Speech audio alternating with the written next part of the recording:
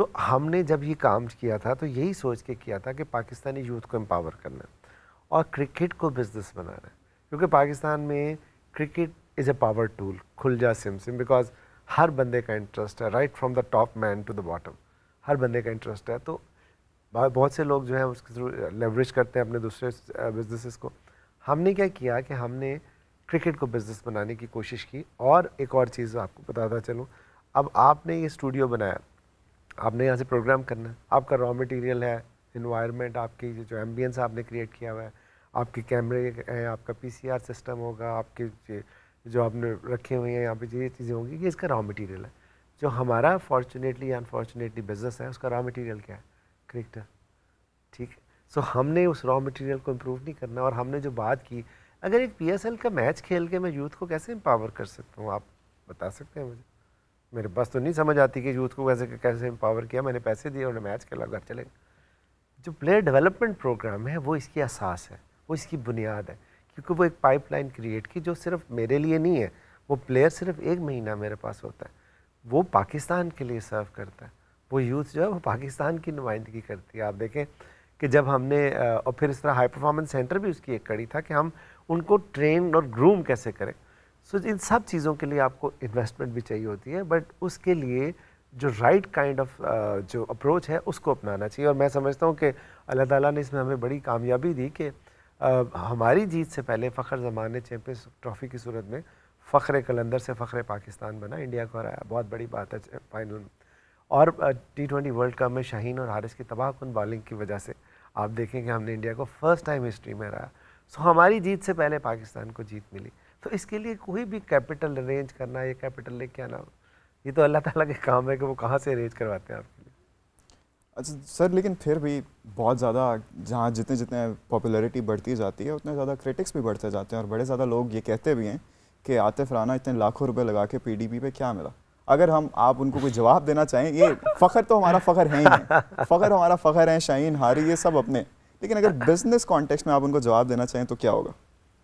देखो, जिस तरह आप ये सोचो कि दुनिया की कोई ऐसी टीम देखी है आपने जो पहले 4 सीज़न बॉटम पे रही हो और उसके फैंस फिर भी डाई हार्ड फैन हो। अभी मैं आप ऑफ द रिकॉर्ड आपसे बात कर रहा था तो आपने कहा जी मैं लाहौर का हूँ, तो मैं आपसे पूछा जो गिलगित में बैठा बच्चा है वो क्यों सपोर्ट कर रहा है, जो सिंध में बैठा बच्चा है वो क्यों सपोर्ट कर रहा है, जो बलूचिस्तान में बैठा बच्चा है वो क्यों सपोर्ट कर रहा है, जो KPK में बैठा बच्चा है वो क्यों सपोर्ट कर रहा है, जो बॉर्डर एरिया में बैठा हुआ है वो क्यों सपोर्ट कर रहा है, वो चक सवारी से जब जमान निकल के आता है तो वो क्यों सपोर्ट करता है?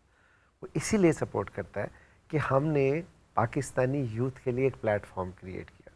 अब जब आप बिज़नेस की बात करते हैं ना, तो बिज़नेस में जो प्रॉफिट है या जो पैसे हैं वो is a by product of your work.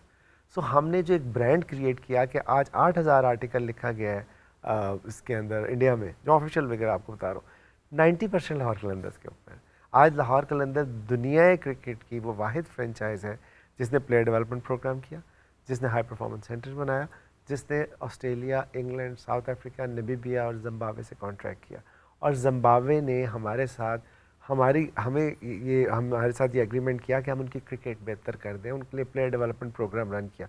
आप मुझे हिस्ट्री में से क्रिकेट छोड़ दो, किसी स्पोर्ट्स में, आप फुटबॉल को तो कितने 100 साल से जिंदा है, निकाल के दिखा दो कि कभी किसी फुटबॉल प्लेइंग नेशन ने एक फुटबॉल क्लब को कहा हो कि यार मेरे मुल्क की फुटबॉल ठीक कर दे। तो ये ब्रांड बिल्डिंग की बात है। सो ब्रांड हमारे यहाँ अनफॉर्चुनेटली वो कॉन्सेप्ट नहीं है फ्रेंचाइज का। अब ब्रांड जब आप बिल्ड करते हैं ना तो उसकी कोई हद नहीं होती। अब आप कहेंगे कि नहीं तो आपने तो सिर्फ पैसे ही लगाए ना, कमाया क्या? अगर सोचो, फर्ज करें कि आप मैनचेस्टर यूनाइटेड के मालिक के साथ बैठे होते तो आप कैसा फील करते? तो क्रिकेट का जो मेरा एक ड्रीम है कि क्रिकेट का पहला मैनचेस्टर यूनाइटेड इंशाल्लाह लाहौर कलंदर बने। इंशाल्लाह सर।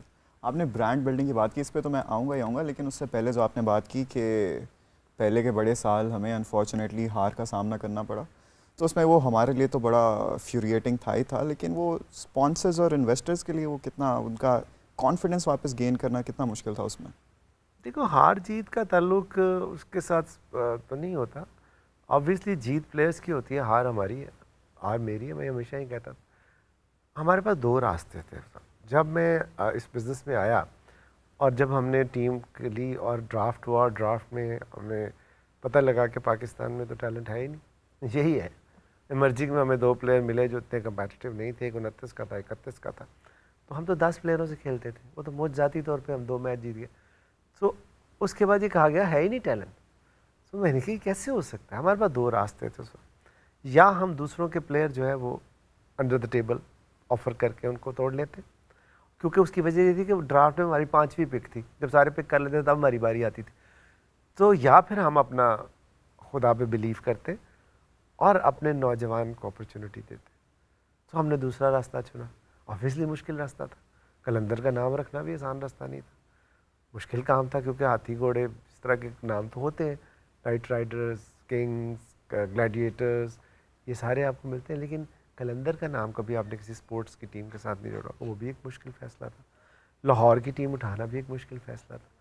सो मुश्किल मुझसे हम घबराते नहीं हैं, डायरेक्शन ठीक रखते हैं। जब लोग इस बात पे मायूस हो रहे थे कि यार लाहौर नहीं जीत रहे, सो मैं काम कर रहा था ग्रास रूट लेवल पे, मुझे पता था मेरी डायरेक्शन ठीक है। मैं हमेशा से एक बात कहता था कि 2-3 चीज़ें मुझे इंश्योर कर दो, ट्रॉफ़ी कहीं नहीं जाएगी। क्या थी? नंबर 1 कि हमारे प्लेयर डेवलपमेंट प्रोग्राम का लड़का हमारा कप्तान होगा। नंबर 2 हमारा जो मर्जिंग है वो भी हमारा प्लेयर डेवलपमेंट का होगा। नंबर 3 लाहौर में मैचेस होंगे। और नंबर 4 कंटिन्यूटी होगी। 2 दफ़ा हुई है, 2 दफ़ा ट्रॉफ़ी आपके पास है। ये मैंने आज नहीं कह रहा, ये मैंने 3 साल पहले भी कहा था। वो ट्रॉफ़ी भी हमारी थी 2005 की, मेरा ख्याल है 19 की या 20 की, जब कोविड आ गया था।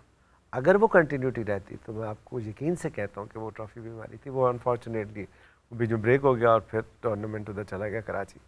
सो ये तो बिलीव की बात है आपकी कि आप एक तो आप जब लोग ये सोचते हैं कि यार जो हार गया तो पता नहीं घर में लड़ाइयाँ होंगी, तलाक़ें होंगी, ऐसी बात नहीं है। आपको अपनी मेहनत, डायरेक्शन और अपनी कमिटमेंट के ऊपर, अपने पैशन के ऊपर, अपनी ऑनेस्टी के ऊपर आपको बिलीफ होना चाहिए। जब ये सारे बिलीफ आप कर लेते हैं ना, फिर एक ही बिलीफ रह जाता है, वो अल्लाह ताला की ज़ात पे। जब उसने जीत देनी थी, देखें क्या खूबसूरत जीत, शाहीन शाह अफरीदी लंडी कोतल से, हमारे प्लेयर डेवलपमेंट प्रोग्राम के कैप्टन, यंग कैप्टन। सारी दुनिया कह रही है कि यार आतिफ ये तो अभी हार जाएगा, तेरा बड़ा दिल है, 2 साल लगेंगे। उसको मना कर रहे हैं बड़े बड़े लोग कि यार शाहीन कप्तान ना बनी। वो कप्तान बना, ज़मान खान चक सवारी से हमारा मर्जिंग प्लेयर था। और लाहौर में मैचेस हुए और कंटिन्यूटी में ट्रॉफ़ी आई ना आपके पास।